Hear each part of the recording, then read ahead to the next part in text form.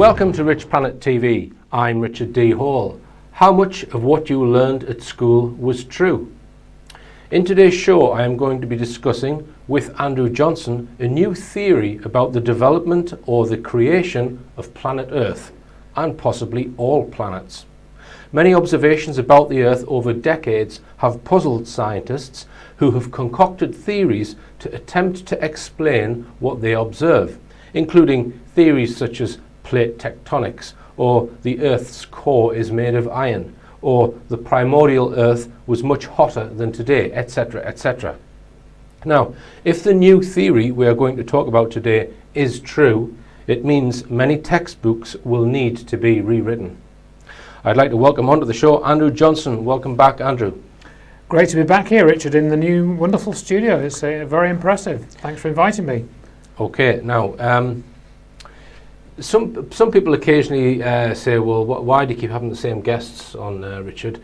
And I would answer that by saying, well, because the guests that I have on always talk about something new. Okay, you've done a lot of research into 9/11, the moon landings, Mars, and we've covered many issues. But this is a completely new area, at least for Rich Planet, and I think it's a fascinating theory. And we're going to mention the work of Peter Woodhead as well, who you've been collaborating with. Now, what impressed me about this theory, Andrew, is that it seems to explain many loose ends about our planet and possibly other planets. And I'm just going to list some of them that I've picked out when I've seen the interview that you did with Peter Woodhead, and also the papers that you've written with Peter Woodhead. Now, I think it could explain why larger planets are gaseous or become giant gas giants. It explains why the gravity of the Earth was much less when the dinosaurs were around, which a lot of people think. It explains that in the past, when the Earth had less gravity, when the dinosaurs were around, but the total mass of the Earth was still the same. It explains why some of the oceanic plates are relatively young. It explains why the Earth has oceans. It explains how the continents formed, and it also explains why the continents all seem to fit together. Now, but before we go into the actual theory that we're going to discuss today, just give us your understanding of what the accepted theory is on how the Earth came to be, where it is, like it is. Right, well, I mean, what I remember reading about many years ago, and I have to obviously point out that I'm not a geologist, I'm not a planetary scientist, as we've discussed before, Richard. My background is in software, although, as you said, we've investigated these other things together in these various programs. So, if I get some things wrong, then please forgive me.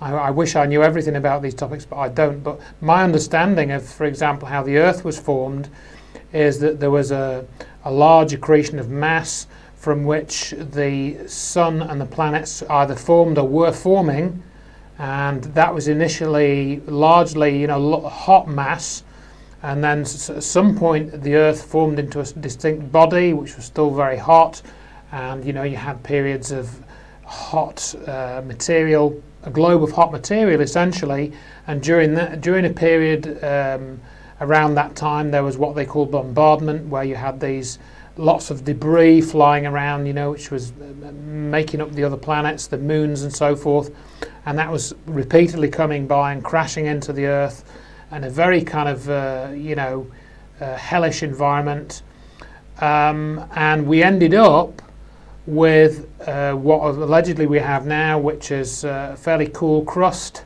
outer crust, and then we have a breathable atmosphere, and then if you go further down, if you were to drill down through the Earth, you'd go through the sort of layers of rock and so forth, and then as you went down it'd get hotter and hotter and hotter, and then my understanding is that they say we have a molten core of iron. The core of the Earth is molten iron, because the story is that the iron is heavier than a lot of the other elements, and it's ended up basically at the core of the planet, and it's essentially liquid. And my understanding is that one of the reasons why they say that this is the correct model is because that gives the Earth its magnetic field. So in other words, this molten core is in whole or in part responsible for producing the Earth's magnetic field. Right. In this diagram that you referred to there, that we see in many, many textbooks, you think is possibly completely incorrect. Potentially it is, potentially. yes. Yeah. Now, let's briefly talk about Peter Woodhead, because really he contacted you with this theory, and his theory was built upon two other researchers. Yes. They are James Maxwell, is it? Yes, correct. And Neil Adams. Now, Essentially, yes. right. But Peter had actually, his theory is different in one very fundamental respect to their theories. We'll go through that. We'll explain their theories in a moment. But one thing that, because I've met Peter as well, Yorkshireman, and I think he's from Yorkshire. I don't know. It's Lancashire. Lancashire. So, yeah. I'm going to get wrong for that. It's on the Yorkshire border somewhere. Yeah, it's close to Yorkshire. Yeah. Not quite near my old stamping grounds, actually. Yeah. Right. Now, Peter said that he'd watched one of my shows where I interviewed Keith Hunter. Yes. Now let's, and you can watch those interviews. They're programs number 62 and 63 on Rich Planet. But just briefly, one of the things that Peter was interested in, that Keith Hunter was talking about, were imperial measures, the system of imperial measurements. So we've got the inch, the foot, the fathom, which is 6 feet, and then the mile.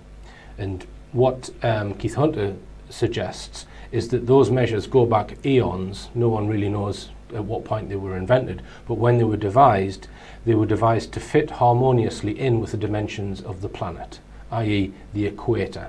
And what Keith Hunter asserts in his book is that if you split the Earth up into 360 degrees around its circumference, and then each degree into 60 minutes, you get a minute of an arc around the circumference. And each of those minutes used to be perfectly 6,000 feet, or 1,000 fathoms. So the entire circumference of the Earth would have been 21,600,000 fathoms, right? And everything fits into it. Now he gives quite a good reason why he thinks that, and it's to do with the 360-day year, because Keith Hunter comes up with a ratio between the 365.25, whatever it is, days that we have in our current year, and he divides 360 over that to come up with this 1.15 ratio, and he multiplies that by the current circumference of the Earth. And he comes up with a new circumference of the Earth where, strangely, the circumference is exactly, or 1 minute of arc fits exactly into 6,000 feet. So what Keith Hunter would say is that at some point the Earth's circumference was 1.15 times less in distance. It was smaller physically, and that's possibly around the time when the imperial measure system was introduced, which could have been millions of years ago, for all we know. Possibly. So that's where Keith Hunter's coming from on this, and Peter Woodhead was scratching his head over that, and he'd seen other researchers such as James Maxwell and Neil Adams. Now, can you start, Andrew, by telling us what James Maxwell and Neil Adams are famous for in their research first, and then we'll point out what Peter Woodhead's modification is on that. Yeah, so Neil Adams and James Maxwell, they have looked at this idea totally independent of Keith Hunter, that the Earth was a different size in historical times, and it was actually smaller. And they've come at it in slightly different ways, and I know from correspondence, certainly with both of them, that Dr. Maxwell, he is a geologist, PhD geologist, so he's thoroughly scientific. And Neil Adams is an artist. He's actually a comic artist, and still, to my knowledge, he does a lot of work in that area. And I actually did an interview with Neil Adams quite recently, actually. because as a result of developing this theory with Peter, Neil Adams, we'd agreed, I got in touch with him and he wanted to do an interview to basically try and explain why we must be wrong. But they came at it separately. Dr. Maxlow had done a lot of geological research. In fact, he did his PhD on this idea that the Earth was historically a different size, different circumference from what it is now. And he'd done a lot of models on this, and he'd looked at various geological records.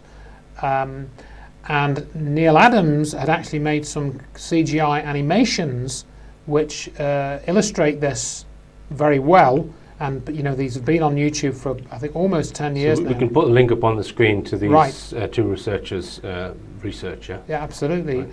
And you look at these animations that Neil Adams has produced, and they've got a lot of hits. I think quite a few people have become aware of them in the last 8, 9, 10 years, and they are very well made. He produced at the time in his own studio. He had a digital animation studio which he'd set up himself for his own productions, and then he'd utilised that to produce some of these animations.